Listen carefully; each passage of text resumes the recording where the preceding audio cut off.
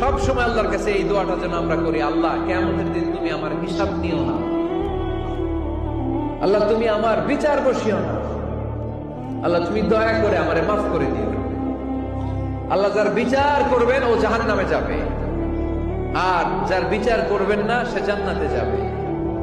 আল্লাহ যদি বিচার করে আর পাই টু পাই হিসাব নেয়, নামাজ পড়লি না কেন, রোজা রাখলি না কেন, মিথ্যা বললি কেন, খাদ্যে ভেজাল দিলি কেন, মাছে ফরমালিন দিলি কেন, যৌতুক খাইলি কেন, ঘুষ খাইলি কেন, উল্টাপাল্টা করলি কেন, জিনা করলি কেন, একটার পর একটা প্রশ্ন বানে যদি সেই ভয়ঙ্কর দিনে আল্লাহ আমাদেরকে জর্জরিত করে, আমাদের কোন উত্তর আছে? সেদিন আমাদের বাঁচার কোন উপায় আছে? তাই আমরা সবাই আল্লাহর কাছে দোয়া করবো, আল্লাহ কোনো বিচার টিচার মানি না, কোনো বিচার করতে পারবো না, দয়া করবা। কথা কয় না? কি করবে? এবার আওয়াজ করে বলেন, বিচার চান না দয়া চান?